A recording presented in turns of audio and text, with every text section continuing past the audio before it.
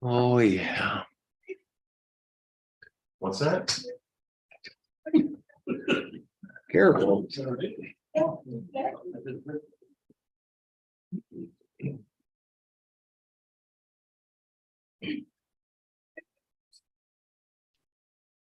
All right, let's start with Pledge of Allegiance. I pledge allegiance to the flag of the United States of America and to the republic for which it stands, one nation, under God, indivisible, with liberty and justice for all. Well, thank you everybody for joining us for the November 9th, 2022 City Council meeting. I apologize for the short delay. We did have some technical difficulties getting going. Let's begin with approving or amending the agenda. Does anybody have any changes for tonight's agenda? Nope. Mr. Mayor, I'd like to add election report right after sheriff's report under 2. All right, well, a 2B will be election report. Anything else? I would take a motion to approve the I will- agenda with the one change. I will make that motion. Thank you, Al. I'll second it. Thank you, Leroy. Motion is second to approve the agenda with the note of change. All in favor, say aye. Aye. Anybody opposed? Hearing none, motion passes. Next up, we'll do sheriff's report. Deputy Strack, good evening. Good evening. I don't have anything new to report unless you guys have questions on something. That's how it's supposed to be done. Yep. Go get them. Go get them. Yeah, anybody have any questions for No. Deputy Strack? Okay, Cool. perfect. Jeff, I think you're good. Awesome. Get back on the road and Yeah. be safe out there. We appreciate it. Yeah. All right. Next up, election report, and for that, I'm going to invite our head election administrator, Amy Olson, to the podium. First off, I do want to thank our election judges and Amy for heading up that whole process. We really appreciate that. From all reports, everything went really smooth. Sorry, I got surprised. I was thinking Councilmember Lawrence wanted to make remarks first. I'll make mine afterwards. All right. Well, I just want to say thank you to the Credit River. I want to say a special thanks to our election judges. We had an amazing turnout, both during the absentee process and at Tuesday's elections. And that is thanks in large part and I can't stress this enough to those who volunteer and serve as election judges, Denise Peterson, who is here tonight, Bill Markert, who helped with the process earlier in the primary election cycle. If people don't step up and take on that role, we can't ensure free and fair elections. And so it's just really important in order to have that service to our community. As I mentioned, we had a really impressive turnout. I believe we had 2,300 voters come through yesterday. This is a very big little space for that to happen. And so it required a little bit of planning and engineering, but we managed to get people through, and people commented and really appreciated the fact that we had the tent and heaters set up to make that morning wait just that much easier and that much more easier to tolerate when it was not quite such wonderful weather as we're experiencing this evening. So we had 400 people come through in the absentee process here in Credit River. That's not to even beginning to take into consideration the number of folks who either went to Jordan, went down to Public Works to cast their ballot, or mailed them in. And so we will be getting an abstract of the results sometime next week. And on, I believe it's the 17th. I'm going on just a few hours of sleep here, so bear with me. A week from tomorrow, this body will be asked to canvass those results. And after that, the county will pick 3 of the 53 precincts to do some quality assurance checks on Monday, the 21st. And so I just want to offer that special thanks again to all those who served as election judges. You matter. You made a real difference in this process and made democracy possible. I also want to offer my thanks to the city staff. You guys have been wonderful to work with, and your support has been just so appreciated. Give a special shout out to Karen, who helped with a lot of the planning and sharing knowledge and wisdom for having done the role for many years. And Dominique for a supporting role, Mark for always offering and being willing to jump in, and to Councilmember Lawrence for being willing to help when I've got a small little car, take all that equipment and the ballots back. So from opening things up and to making sure that it was possible, I just want to offer my heartfelt thanks. It really is the Great Credit River get together. This is one of the few times that we get to see our friends and neighbors in mass like that. And personally, it was a joy to really get the chance to see some folks that I don't necessarily see more than every couple years. So that was a lot of fun. If you have any questions, I will be very glad to stand for them. Councilmember Schomer, thank you for all your expertise with setting things up yesterday too. I appreciated that. So. Cool. Well, thank you, Amy.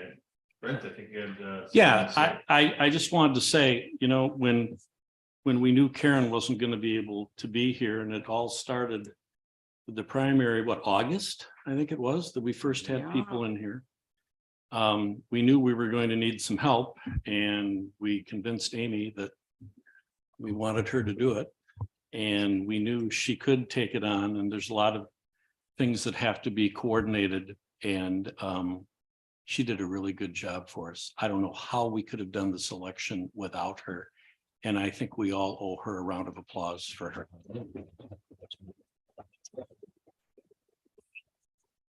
You all are too kind. I'm going to be this Yeah. color of my shirt here very shortly. Well, I knew you would. There's a drain over here, maybe I can turn a little sit bit, down. But we really have good judges, and we treat the residents very well.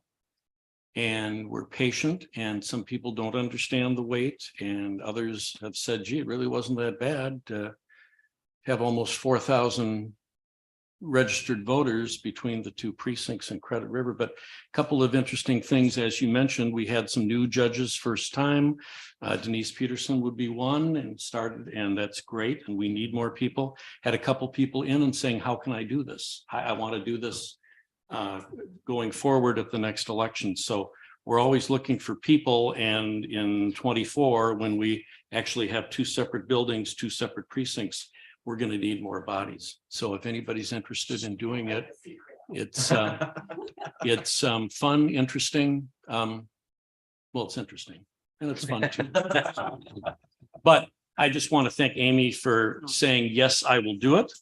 And she did a great job, and we made a good decision asking her to do it. So It's a joy and an honor to have been asked and to have had that privilege. So I appreciate it. I'm just happiest to report everything balanced last night. Everything went well. And, you know, I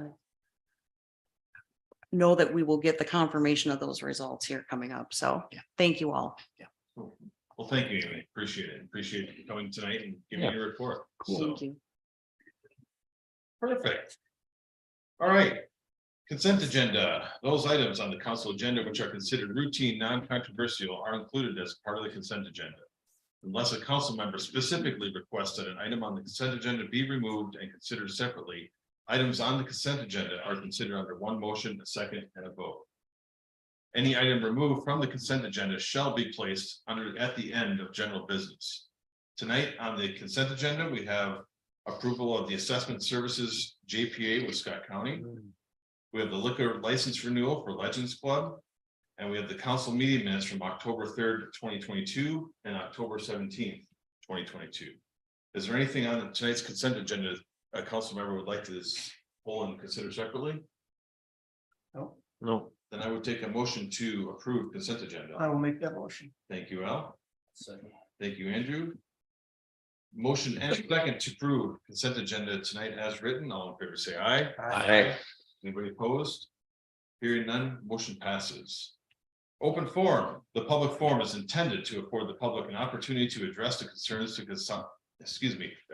concerns to the council. The public forum will be no longer than 30 minutes in length, and each presenter will have no more than 5 minutes to speak. Topics of discussion are restricted to local governmental topics rather than private or political agendas. The council may discuss but will not take formal action on public forum presentations. Is there anybody that'd like to speak for open forum tonight? Hi. Good evening. My name is Kelly DePacky, and I live on 7600 165th Street. With some of the topics that have come up in the recent plannings and other public forums, I was hoping to discuss something. And with your permission, I have some handouts, if you don't mind. Yeah, it's good, Kelly. I've got a lot of numbers here, so I'm going to read off of this if you don't mind also. I was looking at some of the house density math regarding the Met Council, and it's a little bit confusing. So with those handouts, you can see that the North Credit River growth area covers roughly about 4,000 acres, which is about 6 square miles. And there are about 800 existing homes in that area. Of the 4,000 acres, about 1,600 acres of those, 1,600 acres of those could possibly be developed. And that's vacant parcels, different farmland. At a minimum, in the urban expansion reserve that it's listed under, that would be a density of 3 units per acre, which I understand. And that would be about 4,800 housing units, which could be new development in that of the undeveloped acres in North Credit River. So in other words, it's about 7-fold based on what they have already. So another way that you could interpret that from the Met Council is that it requires 3 units per acre to extend water and sewer for all of the acreage, which would be the total of the 4,000, not just new development. So I'm trying to figure out the math a little bit. If it was the total, then that would be a much higher density of the houses that we would have to put in place to meet that requirement. So in order to accommodate that whole urban expansion reserve, there's 2 different ways that you can interpret the numbers. And I'm just trying to understand if there's a way that I can reconcile which one we're supposed to understand. So my question is, does the Met Council guidance require that there's 3 unit acres average to extend the water sewage for the urban expansion reserve, or is it only for new developments? Because the distinction of the density is going to be very different based on what the interpretation is. Okay. I know it's not that easy. Definitely. Far more complicated than that, because when we did the comp plan, how many different times did we have to go back through and recalculate that? I think the best thing, Kelly, that you can do, if you would send our city administrator your question via email, then we can funnel that to our planner and get you a better answer than we can give you tonight. Is it possible, if the answer is that it has to be for the new development, that you would consider, some of the like senior living and higher density homes that would be able to account for that? Or is it that we just don't know whether it's new or existing? It's again, Kelly, because I remember going through this when we did the comp plan, that it's not quite that easy. And that's why I want you to have the right answer from our planner. Okay. So I think it best if you cityadmin@creditriver-mn.gov, that is Mark's email address, and we can funnel that question to the right spot and get you the right answer. Okay. Because anything that we would tell you tonight would probably not be exactly correct in the way the calculation is done. And I appreciate that the math is quite difficult. Yes. One last clarification. Is Yeah. there any possible way that comp plan can be amended to make it more clear so it's only new housing, or is this something that it would be not able to be amended? Well, it gets amended every 10 years. Okay. So we'll begin that process here in a few years of Get starting to do that again. Okay. But there always is opportunities for comp plan amendments. We've done comp plan amendments since we've done this one. So there is possibilities, but again, yeah. Send your question so we can get you the right answer on the calculation. I will. Thank you very much for the time. Thank you. No problem. Thanks, Kelly. Anybody else for open forum tonight? Kathy, you can be next. No, let Peter can go first. That won't take. Peter can go first, and then we'll get back. I didn't see you back there. She hides in the back. Okay, no handouts today, guys. We're saving a tree. Saving the trees, yes. My name's Peter Thieberath. I live at 7400 165th Street East. As I noticed on the agenda, that coming up in our general business is the ordinance pertaining to the composition of the planning commission. And just wanted to bring up a couple of points that I think brought up to the planning commission itself. When we were at the planning commission, we heard that the reason for the change was that there was one member of that commission that had just sold their house and was going to be moving out of Credit River. And this was, and the change basically of this ordinance was to be able to keep that particular member on the planning commission. At the time, I spoke before the planning commission. I thought that was a little bit of overkill and basically too much of a permanent solution to a temporary issue in regards to that one particular member. What I would think that when a change to an ordinance is done, it's not for the purpose of accommodating one person, but to accommodate the entire city of Credit River. When I look at the changing that there to remove that it's a resident that is going to be on the planning commission versus taking away that entire reference, I think the reference should be left in. And as far as any kind of amendment to the ordinance should be voted as not to be done. Primarily because as we would like to see that whenever there's anything going through the planning commission, as far as anything that regards any changes, it's being done by people who are actually living here and are part of the community versus some people who may be coming out. By taking away the residency requirement, we don't know what type of people we'd be getting on the planning commission. Understand that the gentleman that is on the commission now that sold his home is a good person. We met him, we saw him at the planning commission. I can understand why they like to keep him. He seems to be an asset of that commission, but he made the decision to sell his home and to move out of the community. Did come up that he may try to rebuild a house and move back to the community, but then at that time he'd become a resident again and then could rejoin the commission if it is the desire of the city council to appoint him to that. So as I'm going to conclude here that I think that the composition of the committee the commission should remain as it is, that it should be for residents only, because I think that we'll feel better that the decisions being made for us is by people who actually live here. Thank you for your time. Thank you, Peter. Kathy? That's actually, he pretty much said what I was thinking. I will say one other thing, though. I just wanted to commend you guys on your website. Great job. So I think that's probably mostly Mark. So I just wanted to give you some positive feedback. I'm not up here to gripe about my road.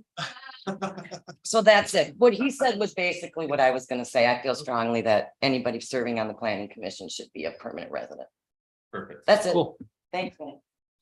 Mr. Mayor, Yes, Brent.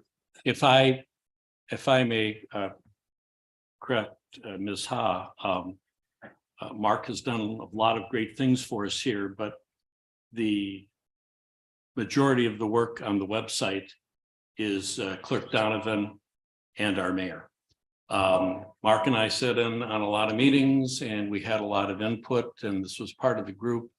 And but it's Chris and Karen Donovan that did probably 95% of the work on it. So they are the ones really to be congratulated in getting it put together. So just want to make it clear on that. Mark did a lot of work and brings a lot of good information to us, but they're the ones that did it. I'm not a web designer, so.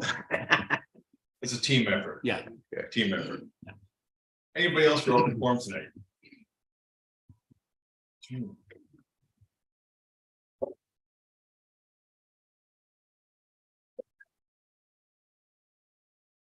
You built it, you fix it. I know, right? Sorry. Part of this is we added some new audio equipment because of the hum on the live stream, and we're just setting the levels. Yeah. Never tested in the live group before, so the room dynamics are different. All right, so nobody else for open forum tonight? All right, let's close open forum and we'll move on to general business. General business number 1. Ordinance amending the composition and terms of the planning commission. Good evening, Planner Nash. Would you please introduce the subject for us? Thank you, Mr. Mayor. At the Planning Commission's last meeting, they considered an ordinance amendment that would do two things. The first would be to potentially change the composition of the Planning Commission to allow the City Council to appoint people who are not residents of the community, as stated during public forum. The purpose of that, that kind of triggered that ordinance amendment being discussed was the pending one of our planning commission members was about to sell their home and was intending to move back into the community. So we put the question out there as to whether that was something that we wanted to change. The second item that is in the draft ordinance would be to change the terms of the planning commission members. Currently, every planning commission member's term, they're staggered, but they end on December 31st of any given year. And we're suggesting that the ordinance be amended to have those terms end on February 28th, so that when we have election years, those incoming city council members have the ability to participate in the selection of the planning commission members for that next upcoming term. When the planning commission considered both parts of this ordinance amendment at their last meeting, they recommended approval of the change to the terms, so change to the February 28th date, but they recommended denial of the part related to not requiring members to be residents. Your packet includes the actual ordinance as drafted is the one that the planning commission recommended, but we also included a red line of the version that they originally considered so that you could see what that looked like before. Happy to answer any questions. Okay. Thank you, Cindy. Council members, any questions for Planner Nash? No.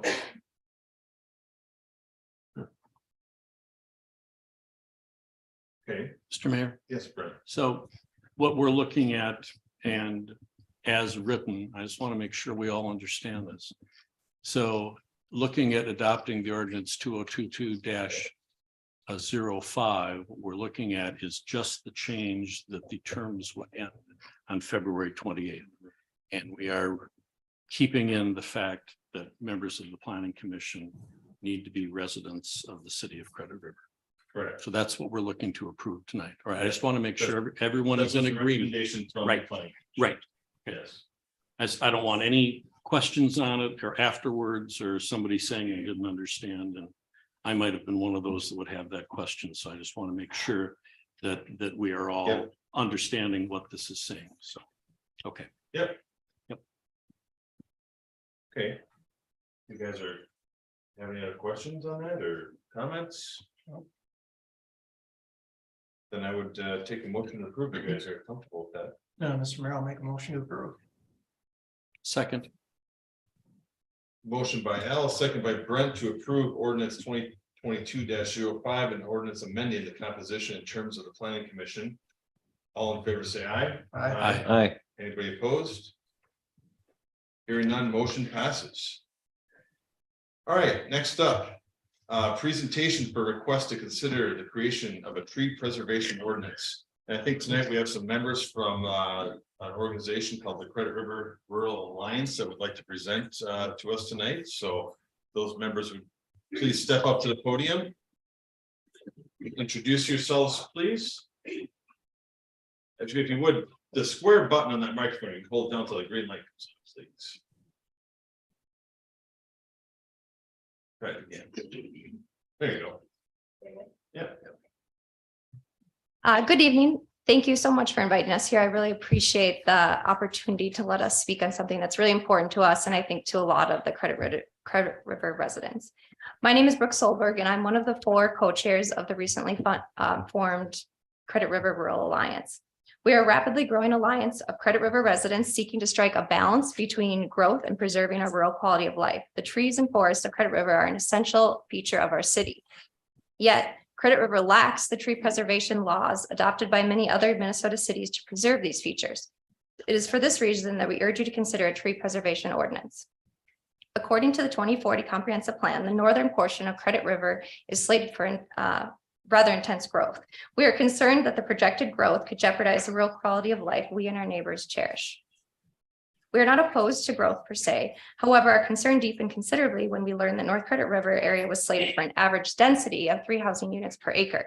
And as Kelly kind of brought up already in the beginning, I think we're trying to understand the math of that because there's currently 800 homes in about 3,900 acres of North Credit River if you exclude the parks. So in order to have 3 units per acre, that is a very intense, dramatic increase in growth. That would not only wipe out a considerable amount of trees, it would also radically change the quality of life enjoyed by residents, including an estimated tenfold increase in traffic, along with the need to expand school capacity. All of this, which brings me back to why we are here. The growth is concerning to the Lions and many Credit River residents because our city has not yet had time to put in place the planning measures adopted by many other Minnesota cities for gaining the benefits of growth without unduly impacting our quality of life. Tree preservation is not the only planning needed before the urban expansion reserve plans can get underway, but that is what we'd like to focus on today. My co-chair Neil is going to talk about the reasons why we think a tree preservation law is crucial. Oh, we had emailed Cindy a few pictures. Cindy, oh, there you go. I'm sorry, I forgot to reference that. The first picture was, it's really just a picture of Credit River. I don't know if you can zoom out a little bit so you can see the whole thing. There wasn't anything specific I was going to point out, just as far as otherwise looking at kind of the forest area, how much area is forested versus farmland or developed. Hi, I'm Neil Michaels. Pardon me, I'm going to read this because being a school teacher, I tend to wander, so I'm going to stick to this. So reading from a publication of the Minnesota DNR, quote, trees have a great deal of financial value, from increased property values to various environmental effects. Trees stabilize the soil and control water pollution, yield advantageous microclimate effects, which conserve energy, preserve and foster air quality by removing carbon dioxide and airborne pollutants. They abate visual and noise pollution and provide a natural habitat for wildlife. They also provide welcome shade to people and add color and interest to urban landscapes. Trees provide a psychological boost to those who get to enjoy their presence. People are generally satisfied with their neighborhoods if there are trees, but the benefits of established trees in our communities are subtle and often overlooked, unquote. So we suspect that most Credit River residents would cite our trees and landscapes as some of the key features making our city such an attractive place to live. Our remaining forests are part of the Big Woods, originally 100-mile by 40-mile wide strip containing basswood, elms, oak, and maple trees. And virtually all of the big woods have been cut down and replaced with farms and urban areas. And our city contains some of the last remaining stands of the big woods. The forest is also essential in preserving the health of the Credit River, our city's namesake. There's a strong correlation between the percentage of a watershed with forest cover and river quality. According to the Minnesota DNR, a healthy river has a watershed forest cover of 40% or greater. A report from the U.S. Geological Stream Stats database shows the Credit River watershed has forest cover of only 22%. So based on the Credit River Protection Plan of 2011, which was prepared by the Minnesota Pollution Control Agency, rates that as fair. So that's yet another reason that it's imperative to have a tree preservation ordinance. My co-chair, Jamie, will go into more details why we chose the Wayzata ordinance as one we think Credit River could model theirs after. But before I do that, I want to share from the Wayzata City Council website in their code of ordinances, quote, the Wayzata City Council finds it is in the best interest of the city to protect, preserve, and enhance the natural environment of the community and to encourage a resourceful and prudent approach to the development and alteration of wooded areas. In the interest of achieving these objectives, the city has established the comprehensive tree preservation regulations. And Jamie will continue. Thank you. Hi, I'm Jamie Johnston, and I'm also going to be reading from a paper tonight. Our consultant from the Community and Environmental Defense Services used the online law library MuniCode to compile the tree preservation laws enacted by a number of Minnesota cities and other jurisdictions. Given that the Credit River watershed forest cover is already low and alarmingly close to the poor threshold, we asked our consultant to focus on tree preservation laws that achieve substantial protection while also accommodating growth. The research showed that the law in use in Wayzata met both criteria. A copy of the Wayzata law was emailed to you as well. As you know, Wayzata is located 20 miles north of Credit River on the shores of Lake Minnetonka. The two most recent Wayzata annual growth reports show that approximately 550 building permits were issued annually in 2020 and 2021. A number of these permits were for the construction of single-family homes, townhomes, and commercial buildings. The aspects of the Wayzata tree preservation law that we find most beneficial are But there is a strong protection for heritage trees, which are those 25 inches or higher in diameter at breast height, which is about 4.5 feet off the ground. These trees are uniquely important. Strong incentives exist for preserving significant trees, which are 6 to 25 inches in diameter, and account for a large part of the watershed and also benefits and other benefits of the forest. And while a fee in lieu of preserving and replanting trees on a development site is allowed, the option has only been exercised 2 or 3 times in the last 3 years, according to Wayzata Park planner Nick Kaiser. Given that the Wayzata population density is 4 times that of Credit River, yet their tree preservation law has conserved most trees while accommodating growth, we believe that Wayzata law is well suited to the needs of Credit River residents, including those considering development of their own land. Tina is going to speak on the desires of Credit River residents. Thank you, Tina Mishka.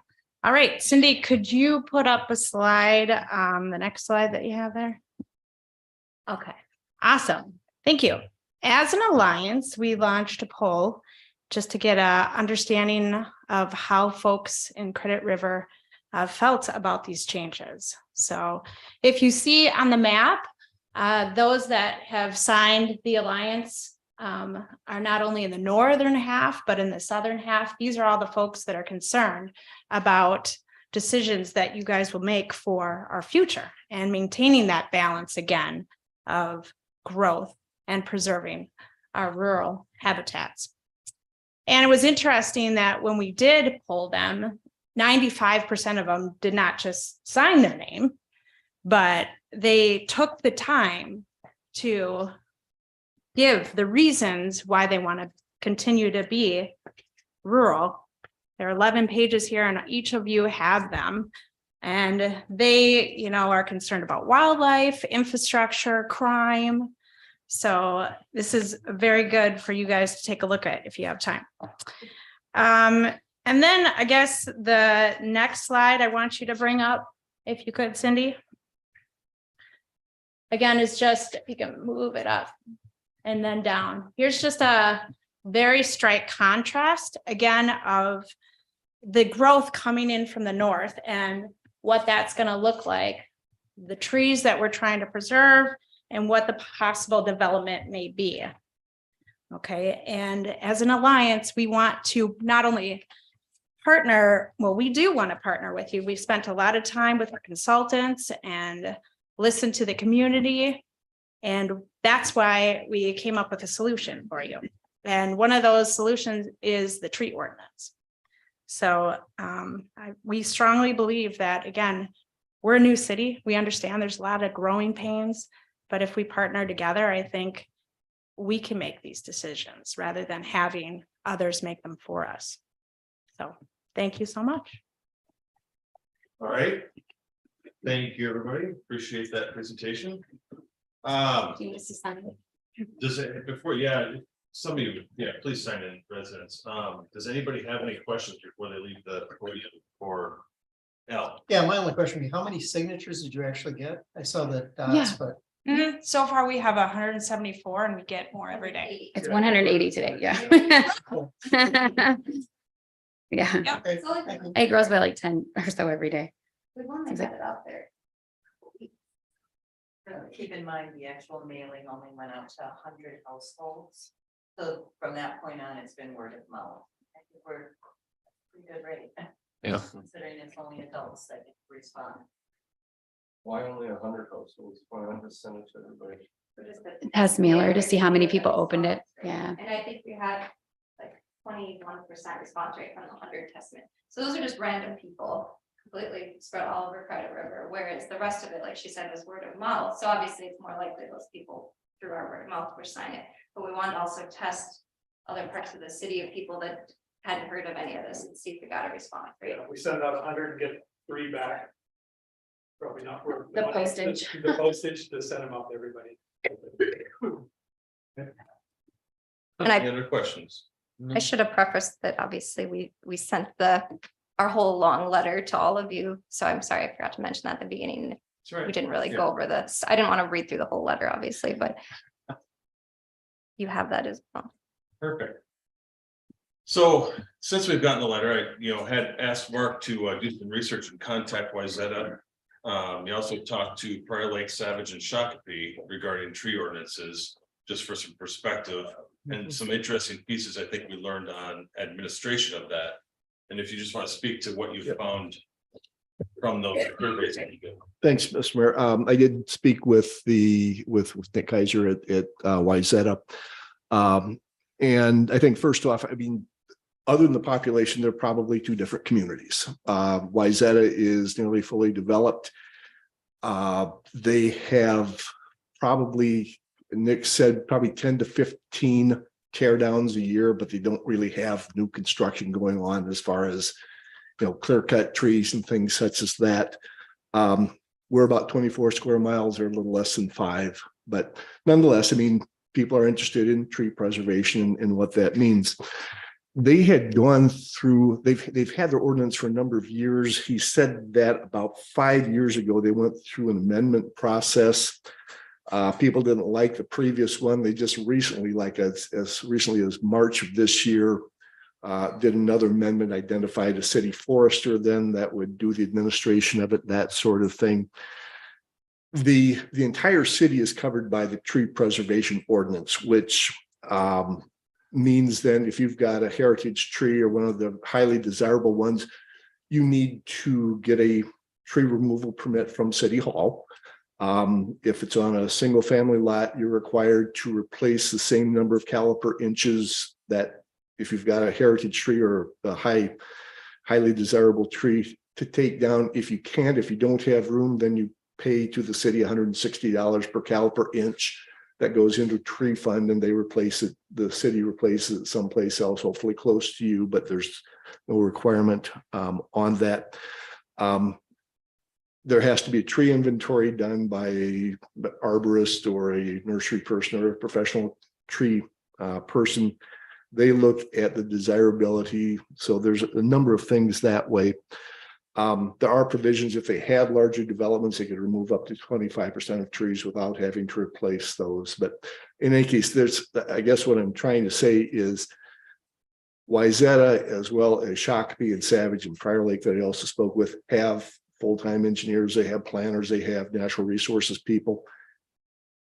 Credit River isn't quite at that point in its development process now, so we'd have to take a strong look at how do you do this. I mean, you can obviously contract it out to consultants. That's what a lot of these other cities do when they have a large project, but there's a cost involved with that. So, and you have to have somebody to coordinate that. So, you know, is it right here? Is it time? Maybe, maybe not, but certainly something to take a look at.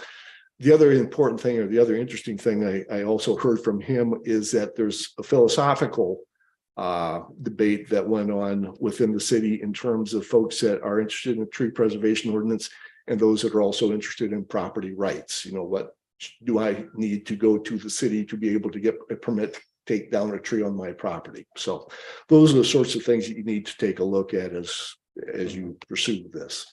Okay. Perfect. All right. I just have one more. So in your signers and petition, is that treated that per household or per individual? Per individual. Per individual, okay. Some people, married people, are signed together too, though. So Okay. it's several of them. Sure. Yeah. Okay. What are your thoughts? Any thoughts? But my only would be to echo Mark, is we're not quite at the point to address something like that. And right now with the numbers, it's a 3% response rate based on total population and number of signees on the petitions. Okay. And so it may impact developers, it may impact, you know, landowners, individual for use of their property. I just think it's something we need to take into account.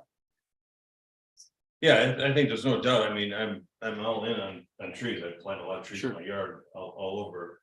I do struggle with the administration of Wyzetta's. And similar because we don't have a full-time forester on staff, and I'm not sure that many people in Credit River would want to get a permit to remove a tree in their yard. Well, and then it's a variance. So if you identify that has to stay, well, now it's a taking. Right. The homeowner cannot do anything with it because of an ordinance you put in place. So are they compensated for that? I don't know how what's out of it, but is it? It gets into a whole, that's a Bob question. I don't know. So, Right. Mr. Mayor, so we would have to take an inventory of every tree of a certain diameter in the city? Is I that? think that means when there's a proposed development. Gotcha. So that then would be, when development's proposed, they'd have to do a tree inventory. Right. And then count out the heritage trees or the trees that are larger, the desirable ones, and figure out where they're at. Because that goes into the calculation of what the replacement would be. Over and above the 25% that it would, if it was removed. Then they'd have to replace. But for a, I don't want to say a normal property owner, but for someone that has trees, if they want to cut a tree down, or a tree goes down in a storm, or a tree goes down and you don't even know there's a tree going down, there wouldn't be any penalties or costs involved. We don't don't, know. we don't know yet. Yeah, Yeah, I mean, again, the proposed one, it doesn't mean word for word that. Right. Yeah, Yeah, can I do add? something Yeah. like that. So, And I can add on to that too, if it's okay. yeah. go ahead. Yeah, so deceased and trees that are uprooted or in a storm, that sort of thing, obviously, there's no, or diseased trees, yes. There is no penalty for that. And when you're talking about the heritage trees, those are the larger trees, right? The oaks and everything. And I think most people probably want to preserve those in some degree at least. So this is a significant trees between 6 and 25 inches, you're able to take down 25%, homeowners or a development. So it's really the significant trees have a 0% threshold. So you have to replace those. But the trees between 6 and 25 inches, which are the significant trees, is you can remove 25%, whether you're a homeowner or before you have to plant other trees or fee in lieu of. And I think the biggest thing for us is, Cindy, if that last slide again, but if you have a chance, but if you can see that development, that I think we are just starting to get into development, right? Larger development, larger scale is what, this is the first one that we've seen, this first concept plan that we've seen. If you can see that whole area there's a lot of stormwater retention in the middle, but not a lot of trees. There's a wooded area right here. But you can see that pretty much that would all be gone. And I think what we're trying to say is we don't want a developer to come in and write the rules alongside us. We want to have rules in place that they have to follow, because this is just the first, right, of many. And so that's kind of the point that we're trying to bring home. No, we're not Wayzata. Yeah, we know Wayzata that. law's not perfect, but we did research a couple different cities, and this was one we felt strongly about, but we're not saying we have to follow it exactly. We're not experts on this, so we don't write our own one. Mhm. So this is just an idea. Councilman Schulter. Mayor, anytime the developer comes in to do a development, they have to do a tree inventory. That's the little tin things you hear rattling in the wind. And, so Yeah, it's, they put the yeah, markers on the trees. Yeah. so they have to do a tree inventory anyhow on this thing. So it's not like we're not doing it. Mhm. So the money's on them, kind of, right? Yeah. They have to do it anyway. So that's, Yeah, when it comes to development, correct. Right. It would be a development cost on that part of it. so maybe it wouldn't be at. But then there's also the expense that the city would incur of having to have a forester verify that information to be correct.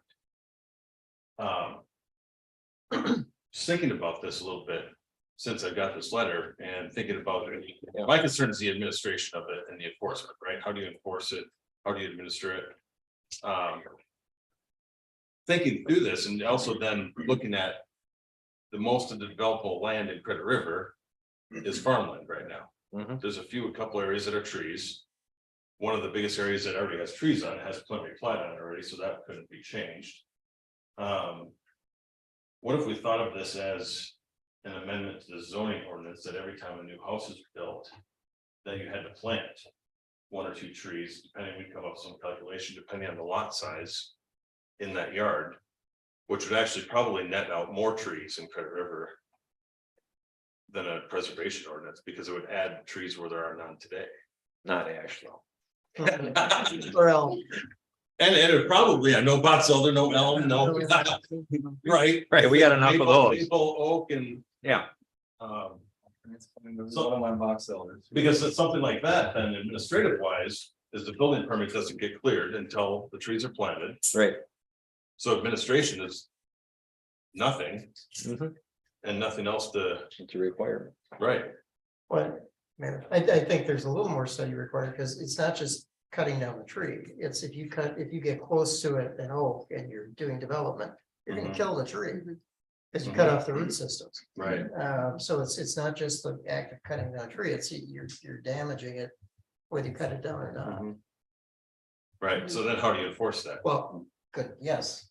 So Without somebody's enforcing- gotta come up with a distance, you gotta be so far, But even still, how do you enforce a couple years later? that's, yeah, Without Enforce having, because then by then the developer's done, escrow's returned, the trees die, and we have to hire a forester to figure that out. yeah. I appreciate, I mean, Al has good points, Mark, that's great homework that's done on Wayzata, and I think you guys did a great job as well.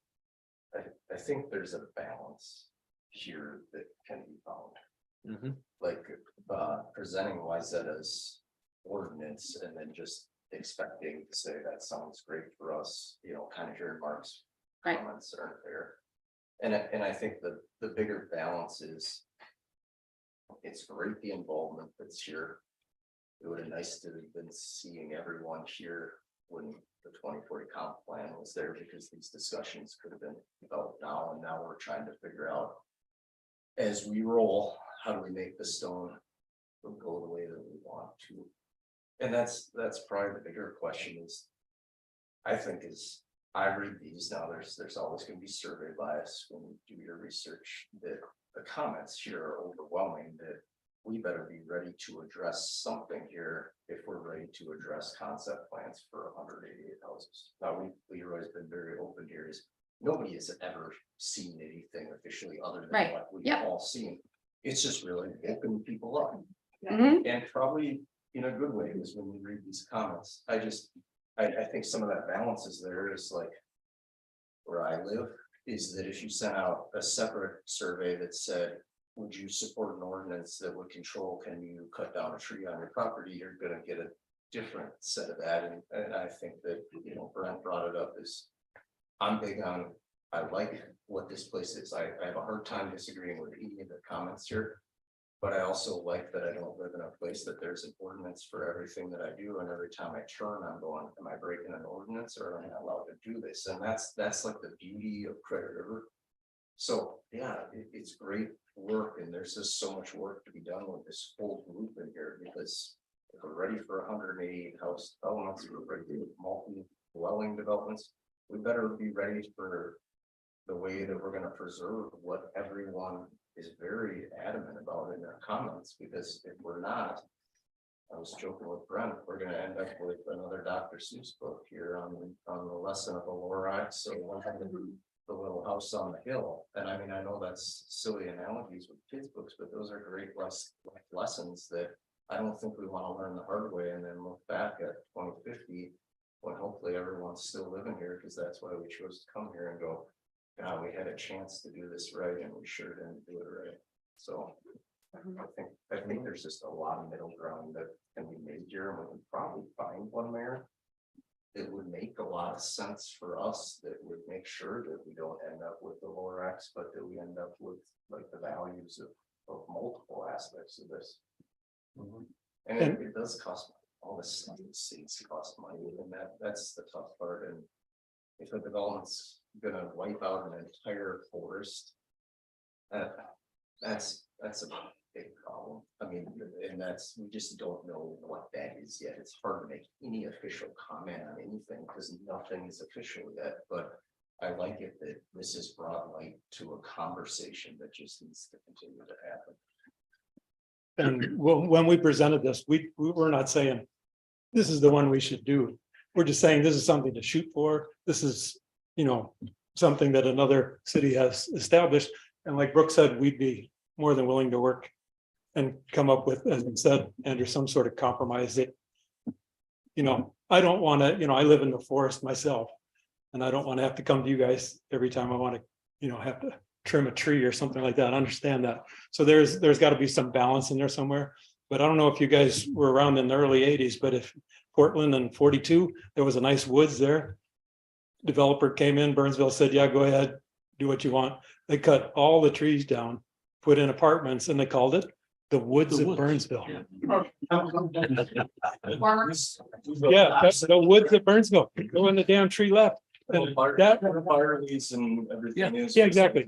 There was a forest on the other side.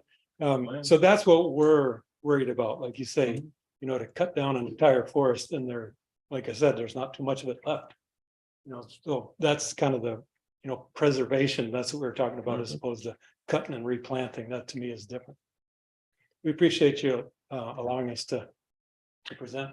Right. So is time of the essence on this? I mean, I think what I'm hearing is there is a concern that the developer is going to come in and ask for a preliminary plat, and at that point, it's too late. And is that the case?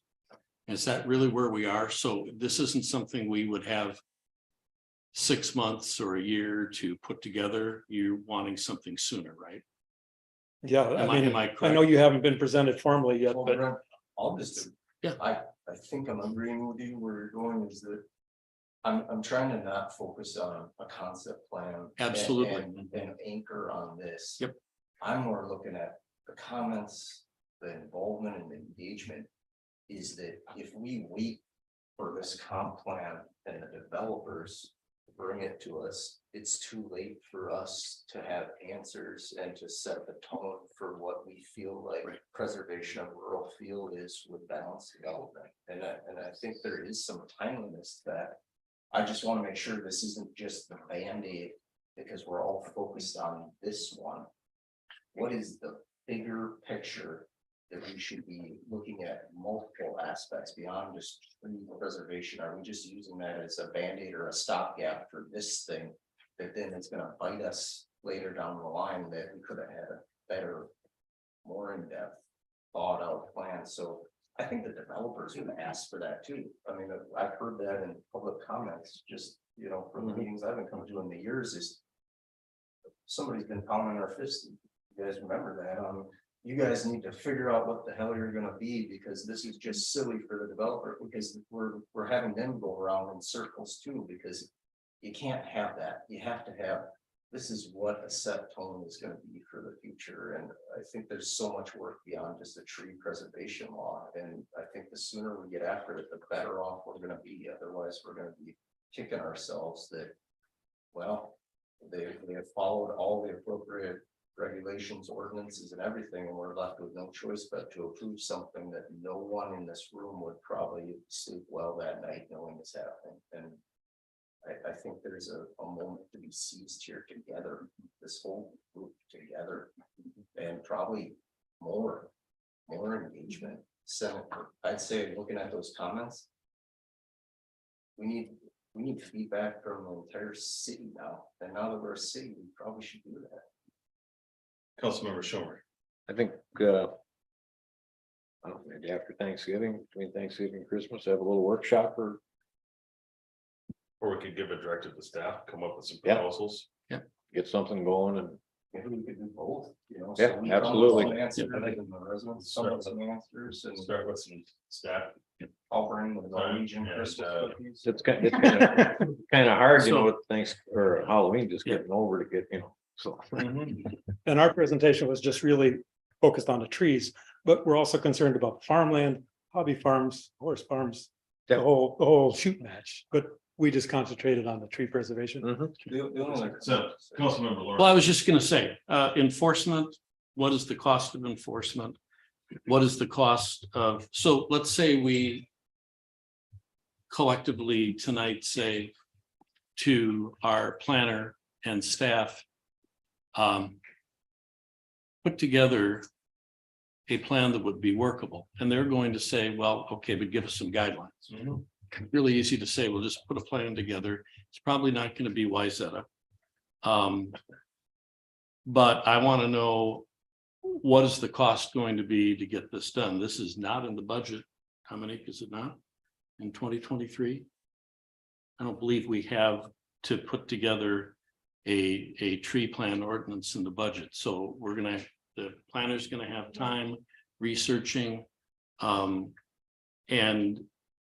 But if time is of the essence, and if it's an emergency situation where we need to do it, I think we just need to be cognizant of that this was not in the plan for 2023. I'm concerned about the enforcement, but I agree with Councilor Stevens that we should probably get going on something. Why don't we take a stab at something, Yep. some direction? Yep. I think something that fits within the zoning ordinance is Yep. easier to enforce. Yes. Less costly because Yes. it hits the new properties and developments the best. Yep. The easiest. Yep. Then they can all get mad at us. And Merritt, I would encourage us to engage your attorney, just because there is an element of you're restricting what someone can do with their property. And so I guess getting his input, if he's dealt with these before, or his thoughts on it, would be a really good idea. Well, yeah, Yeah, and I well, think there's a balance, you know, where is that balance for us, Yeah. right? Is that, and that's where some of the costs, and I think, you know, what I've visited with so many that has been so great about reaching out is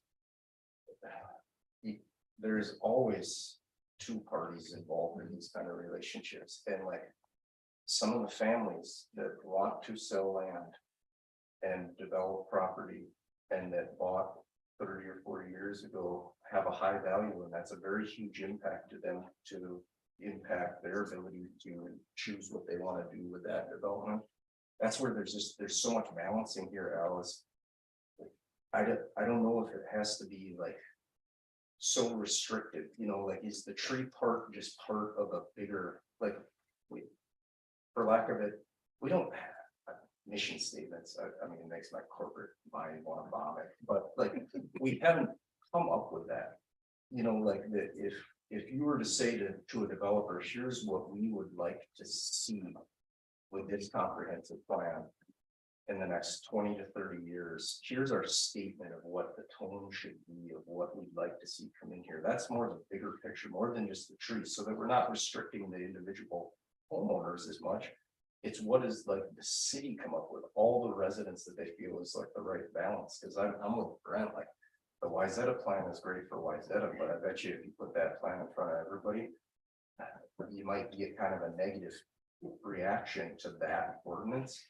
Where when you read the comments, what people are looking for is something probably bigger, you know, and that's where I feel like maybe this planning group having like a big workshop, having like a widespread notification that we're looking at putting together like our mission statement. We got to come up with a better name than mission statement, but you know what I mean, like that we have all this undeveloped farmland, we have all of this well set aside natural resources. We all can look out our houses and are so proud of what we see. What do we want that to look like in 2040 and 2050? So when the developers come, they can say, you know, that's not up our avenue. We know that Credit River, that's not what they're looking for. And then the developers that are looking to build appropriately around what we feel like is the right feel for our community will have a better idea of this is the right place for us to start working with them. Sure. About 10 years ago, put a house up in Newmarket for my son. Helped build it on bare farmland that was part of the city of Newmarket. And he had to put on any bare farmland that was developed over there, he had to put 2 trees. I think they had to be 4 inches or larger on the property of bare farmland. So that's something else we should look at. That's what I was suggesting. Yeah. Something in the zoning ordinance that would affect that and could be easily enforced by the building permit sign off. I think So, so, Mayor, like with the zoning ordinance, you know, like how would we incorporate more than just make trees, you know, like. Well, I think we could start with that, something Yeah. simple. So I think, you know, again, if, you know, you guys are good, the directive to staff would be to research that a little bit. Engage the planning commission with some options and.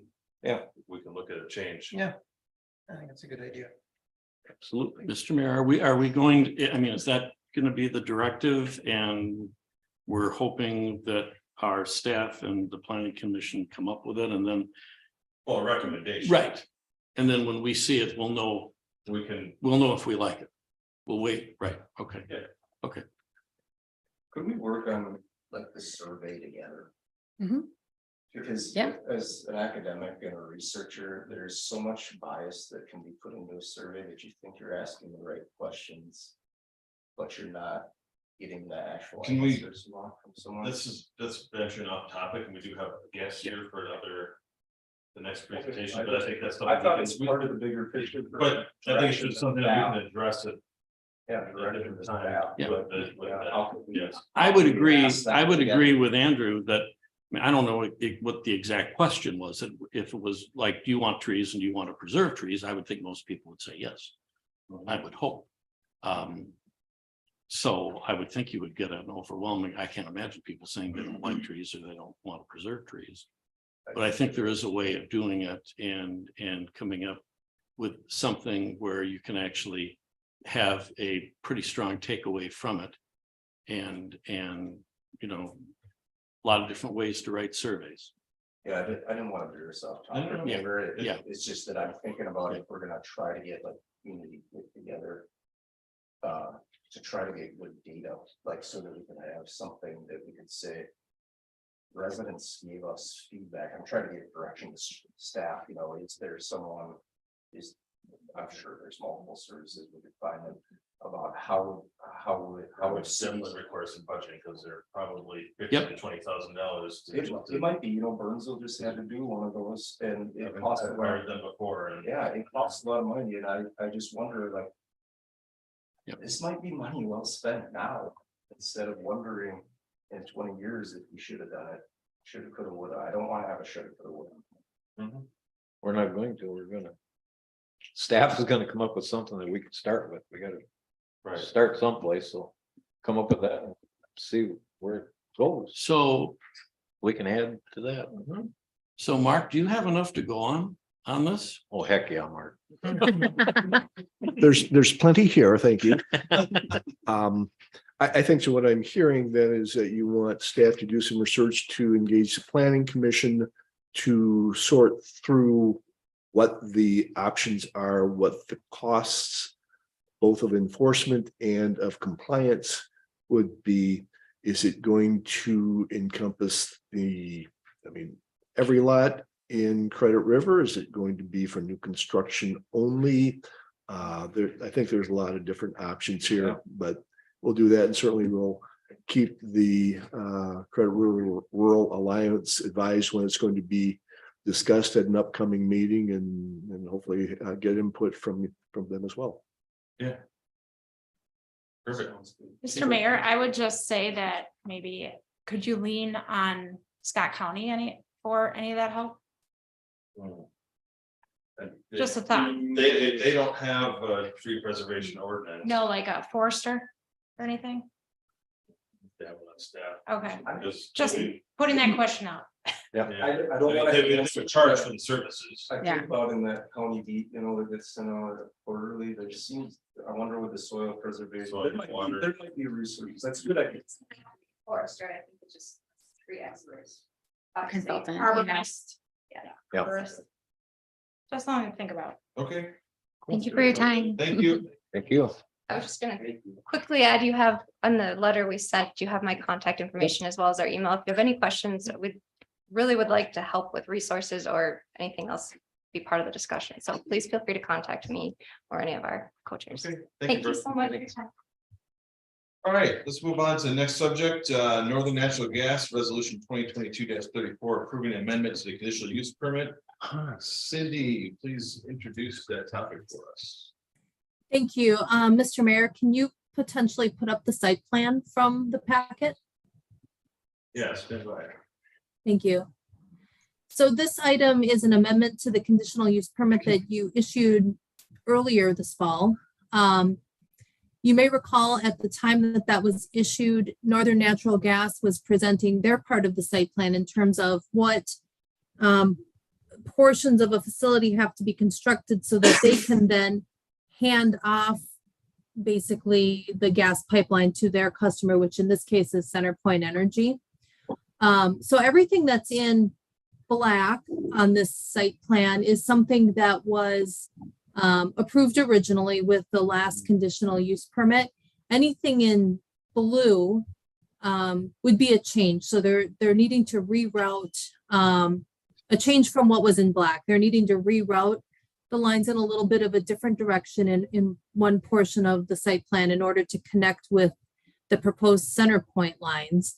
And then the portion that's in red is the center point line and the center point new building that would match the buildings that are being constructed by Northern Natural Gas, so you would have compatibility there. But this would then allow CenterPoint to connect, do that handoff, like a meter station basically, and hand it off from Northern Natural Gas to CenterPoint and then out to their distribution system. The anything that is in a dashed line is actually piping that's underground. Anything that's in more of a solid color line is something you would see above ground. So that is really the only change. It would be to add in a different site plan sheet, this one in the packet instead for what they need to construct it to. All of the landscaping, all of the other conditions that you had in the permit before would remain the same. The Planning Commission did look at this at their last meeting.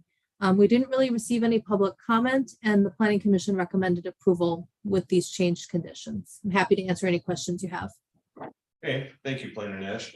Council members, any questions for planner regarding this amendment to the conditional use permit? Nope. Nope. Okay, the planning commission did recommend approval of this. If you guys agree, concur, I would take a motion to approve. I'll make a motion. I'll second. I'll take Brent as the motion and Al as the second. Sorry. It's okay. So a motion and a second to approve the amendment to conditional use permit in resolution 2022-34. All in favor, say aye. Aye. Anybody opposed? Hearing none, motion passes. Could I add one thing to this, to the gas, natural gas guys? That's right. If you guys could get a couple loads of rock out there tomorrow on your driveway, so we don't have mud all over the road like we did today, would be great, or else you won't be working out there. Yeah, so condition of erosion. Yeah, Yeah. So can I tell you what happened with that? Sure. So we had, if you don't mind, please. Yeah. Use the microphone. We do have people watching Yeah. remotely. My name is Stephen Martinez with Northern Natural Gas, and we had an unfortunate event that unfolded this afternoon on the site. As you know, it's been raining over the last couple of days. The crew that was working out there was only working a half a day today, and so they had scheduled a roll-off pickup, which is the dumpster that's there. And they had politely asked that company not to come to the site if they weren't going to be there by noon. All of our crews did leave at noon as they were scheduled to because of the weather conditions. Unfortunately, that company did come out without our knowledge. And when they picked that up, it comes up, you know, like with a little hook and brought a bunch of dirt with it and mud. And so when they left, of course, that trailed down the community. We apologize for that. It was something that was not within our control. We do have crews that are currently out there right now remediating that. And we have been in contact with the city engineer who has requested that they come out and inspect that. I can't tell you as to what they're doing. I appreciate the recommendation. Our environmental department is looking at some options to mitigate those items that was unplanned for. And as soon as we have a resolution, we'll be more than happy to communicate that over to Shane so that we can continue forward with the construction and completing that site as planned. Okay. Yeah, I know usually when we even like the coast homes constructions, all that, that's one of the number one things is before anything happens is the rock on the driveway to prevent that from happening. That's what I was gonna ask, Mr. Mayor, will we hold one of our homeowners to? Yep. Absolutely. Yeah, we put a stop order. I say stop order. I think stop order. I think let's let Shane work with Okay. if Shane's involved in this, he's the one that can issue that if need be Yep. and make sure that that's all handled properly. Just so you know, if it happens again and the city has to go out and clean it up, you won't like the bill you're gonna get. Yeah, Because so I'm we not have our calling your foreman. Yeah, Mr. Schomer, we have our crews out immediately as we were notified. Yep. Again, we were not on site, so we would have no way of knowing that that had occurred.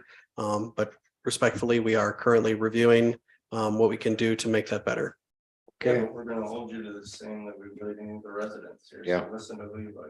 Yeah, Mr. Stevens, I understand we didn't have that guidance, and should we have had it when we had the original approval, we would definitely have accommodated any requests.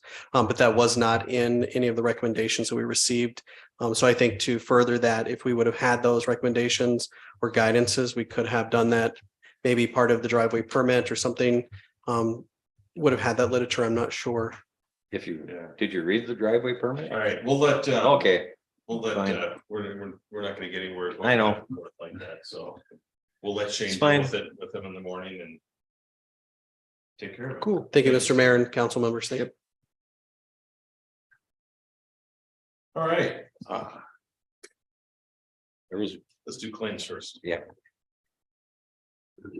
Approval of claims for tonight. Tonight we have claims in the total of $132,372.68. Listen to claims in the packet tonight. Anybody have any questions on any of those? No. Okay. You guys are comfortable with that? I would take a motion and a second to approve the listing of claims for tonight. I'll make that motion. I'll say. Take Leroy as the motion and Al as the second. Motion is second to approve the listing of claims tonight for in the total of $132,372.68. All in favor, say aye. Aye. Anybody opposed? Hearing none, motion passes. Now Leroy will get to the council member liaison updates and council member reports if you have something.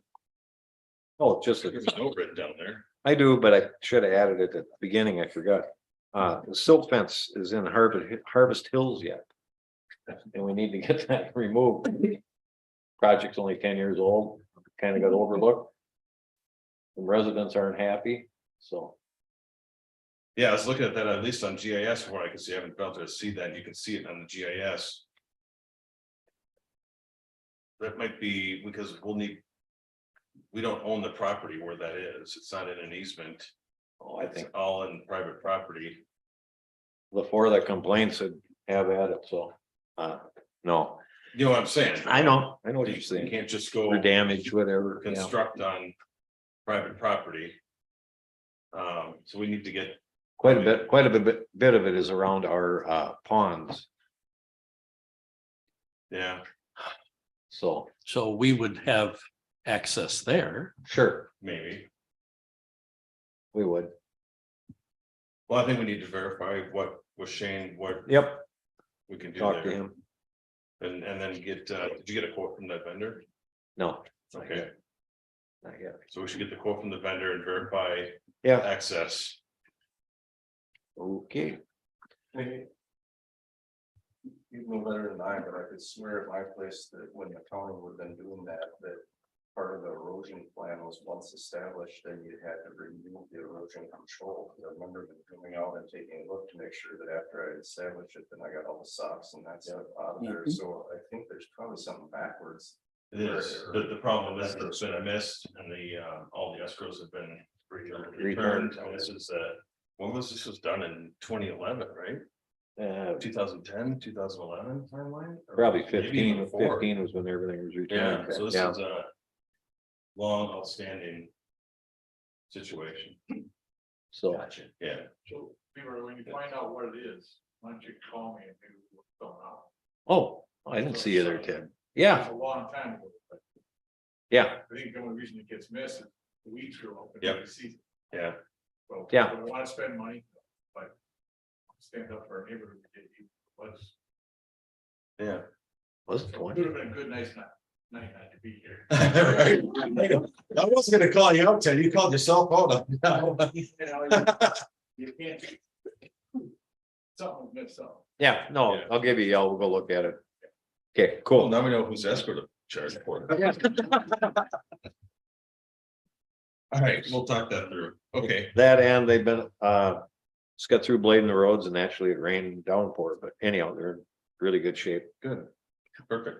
Yeah, it's nice when you get some moisture, we can do that. We had, Mr. Gilo said they were excellent, so Hey, yeah, he's the one of the expert. election judge. Very good. Perfect. All right. Okay, that's it. Anybody else have anything for council member updates tonight? Mr. Mayor, just one question. Mr. Lund? So Northern Natural was issued a driveway permit for this construction project they're putting in. Right? It was an existing driveway. No, they were issued a permit. Oh, they were Okay. issued a Yeah. permit. Yep. So the permit states you have to have the crushed rock. Mhm. I know they had a incident there today that was beyond their control and I understand that. But I will go back to what Councilor Stevens said.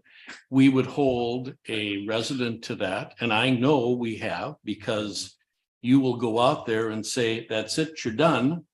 And the inspector says there's a stop order in 2.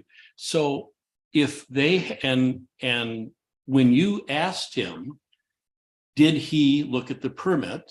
And I can't remember what his statement was, but if they're in violation. He was looking for a request. Well, we don't know what we're talking about, I guess. But let me just say it, because there's no point in getting the mayor going to like. Yeah. find a fight with him, but Right. I'm trying to be very objective with that too. It's like, I built a house here. I read the driveway permit, I put in the escrow and I did what the driveway permit said. And Leroy, you asked a very direct question. Yes. Did you read the driveway permit? Because I know what it said. And that was when that was through the township, so this wasn't a county thing, this is the same driveway permit we're working with, that we all had a vote on here about. And I'm with Brent, is like, we granted that driveway, which had some contentiousness in this room. And now we have someone who's not a resident here who got a driveway. And now is kind of doing things the way they want to, that we would have stopped if it was a resident trying to build a home. I'm trying to be objective, that I think we need to hold them to the same standard we would to a resident. I don't think anybody disagreed with that. Yeah. I think we have the engineer involved, Okay. which is the proper channel to work. Yeah, with. he sent some He emails. sent them I an email. did get a hold of their Mhm. So it- foreman and it's a they're, like you said, process. they're out there cleaning it I up. just want to make sure we Yeah. were holding the same standard. And we have a process for fines if necessary, right? Yeah. Okay. Yep. And I don't think it's retaliatory, it's just. No. It's just, when a homeowner's probably in here, it's probably a working relationship, and this one, been a little bit tedious. It just wouldn't be good if we got 2 residents in here complaining that their oil pan got knocked out on those big balls of dirt out there. Absolutely. So, Good. Done, done and done. okay. Don't make your motion. I would love to, you're gonna miss them. You better get more in there. Yeah. 4 more. I would like to make a motion to adjourn. All right, motion to adjourn by Andrew, I'll second it. by Leroy. Motion is second to adjourn, all in favor, say aye. Aye. Anybody opposed? Hearing none, motion passes. Thank you, everybody, for joining.